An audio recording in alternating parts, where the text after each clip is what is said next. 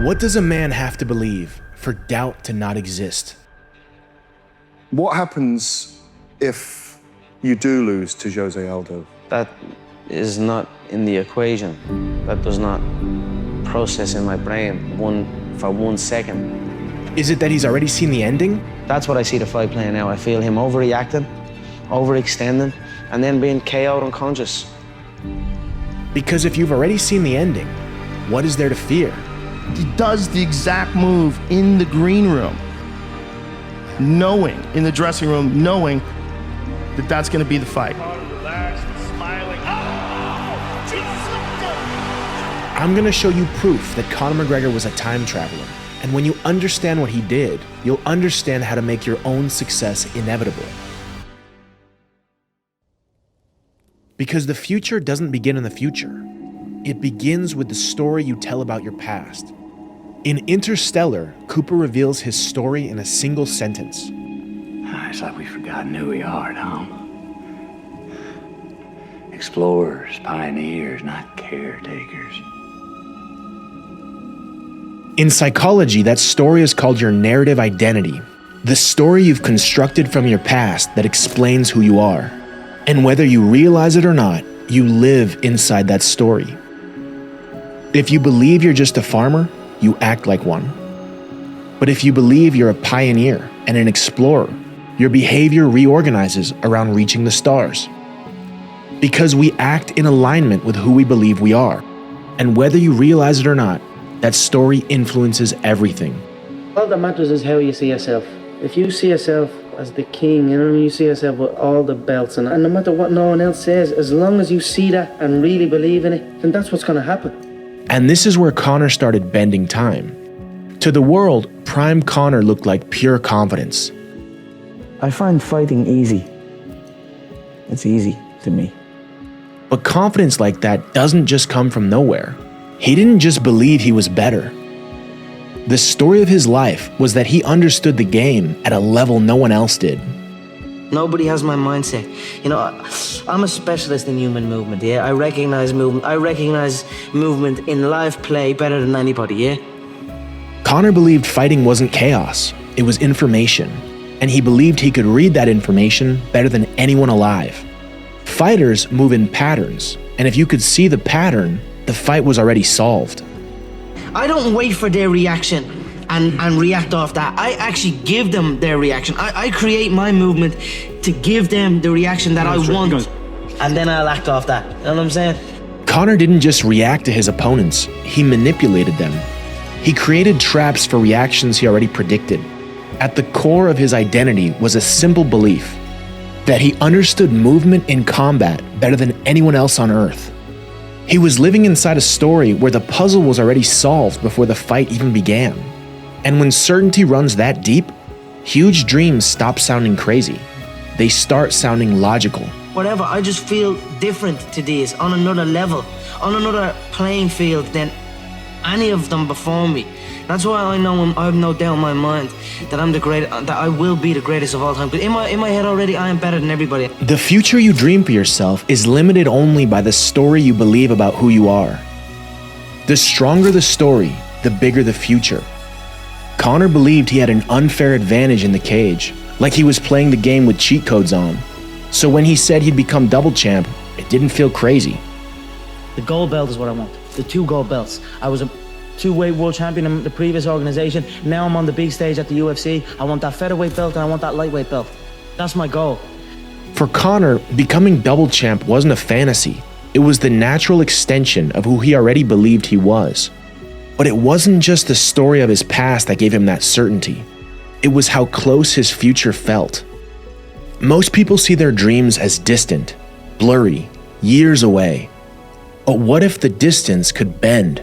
So they say you want to go from here to there, but it's too far, right? Mm-hmm. So a wormhole bends space like this, so you can take a shortcut through a higher dimension. In physics, a wormhole bends space to shorten distance. In psychology, the exact same thing can happen. Let me explain. Researchers at UCLA discovered something strange about the brain. When people think about themselves, one part of the brain lights up. When they think about a celebrity, someone familiar but distant, a different part lights up. But when they imagine themselves 10 years in the future, the celebrity part lights up. In other words, your future self is processed like a stranger. That's why it's hard to suffer for that person.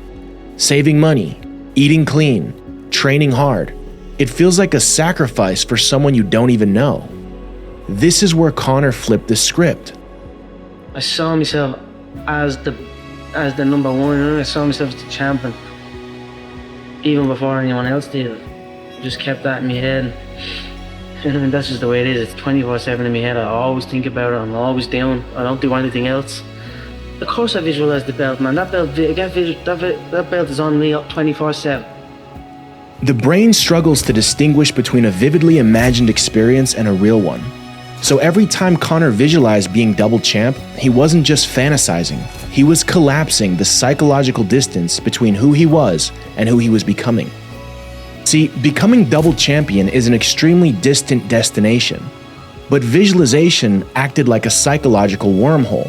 With every visualization, he was experiencing that future in the present. To the brain, it was happening right now. And with every repetition, that future self felt less like a stranger and more like him. Most people visualize for 10 minutes. Conor lived there.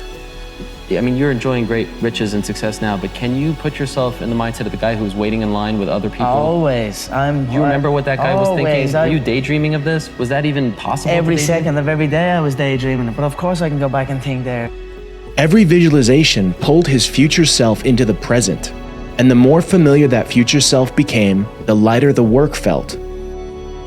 When the future self stops feeling like a stranger, everything changes.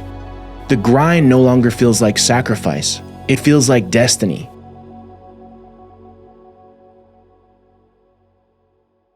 And this is where Conor McGregor's legendary work ethic was born. I have given every single thing, every ounce of my life to this craft, to perfecting my craft, and I continue to do so. And in the process, I have lost my mind, but in a good way, to regular society, to people who wake up at 9 a.m., who clock out at 5 p.m. They would look at me and say, I've lost my mind, but me, I have found it almost. He felt connected to the man on the other side of the grind, the future version of him, the double champ. He wasn't just training, he was closing the gap, so it energized him instead of exhausting him. I don't work. I love what I do. And that's why I'm doing what I love. You know what I mean? That's why it's become a career for me, because I love it. I love what I do.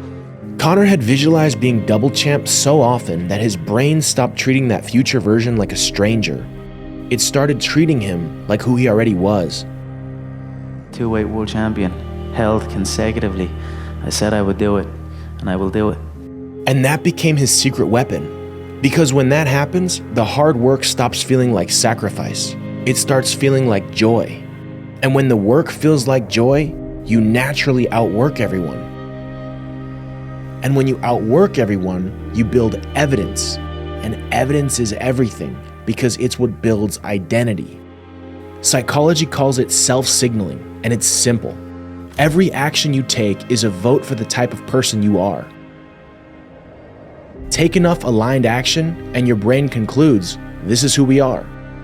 People don't become a champion and then start training like one. They train like a champion first. Nobody works harder than me inside the octagon, outside the octagon. I am a workhorse. Over time, the brain starts seeing receipts. When you train like a champion, diet like a champion, behave like a champion, day after day, year after year, the brain doesn't see someone trying to become a champion. It sees someone who already operates like one. You want to beat the king, right? The current king. The current king. You're looking at the current king, Ariel. You're interviewing the current king. The current king is here. But here's the part most people miss. Identity isn't built in isolation. Your brain doesn't just watch what you do, it watches how the world responds to you. You can behave like a champion all you want, but if the room treats you like you're nothing, your brain feels the conflict. In short, evidence forms identity. the environment either confirms it or destroys it. Because we don't just become who we believe we become who the room believes we are. You're the best pilot we ever had. I barely left the stratosphere. This team never left the simulator. We need a pilot, and this is the mission that you were trained for. That moment matters, because when the people around you reflect who you believe you are, your brain locks that identity in as real. And Conor surrounded himself with people who saw him the way he saw himself. Somebody said to you, you'll have, or you'll be as successful as you are now, what would you had said back then? I believe you. Because I did believe. I believed in it. I had very few people who told me that. I had a small group of people that would tell me something like that. Lived like a champion and was surrounded by a tight circle of people who treated him like one. It all started with his longtime girlfriend, Dee. And you believe every single breath you take that you are the best. And I was the first person to really hear him speak those words and hear him be so passionate. I always did believe him, always. And I always will. And she didn't just say it. She worked multiple jobs so he could train full-time. This isn't just saying you believe in someone. This is behaving like it. Next came Conor's coaches, John Kavanagh and Owen Roddy. I've been with John since day one, with my coach. And he builds my confidence up and makes me feel like I'm better than makes you feel like you're better than you are. He's an unbelievable athlete and an unbelievable fighter. He's got so many different qualities that make him who he is. He's very obsessive with what he does. His attention to detail is above anyone I know. He's never happy with any performance. They didn't treat him like a prospect. They treated him like a champion. And that matters. Because identity begins internally, but is crystallized externally. And when your actions and your environment say the same thing, identity locks in. I already feel like I'm living it. And then I just carry on doing that, carry on day by day, already living the final goal, the goal of being the world champion. I already carry myself like I'm a world champion. I already speak like I'm a world champion. He wasn't chasing the future version anymore. He was operating from it. He wasn't behaving toward the goal. He was behaving from it. In short, he was being his future self now. And when you act from the identity of the person you're becoming for long enough, the world eventually has no choice but to catch up.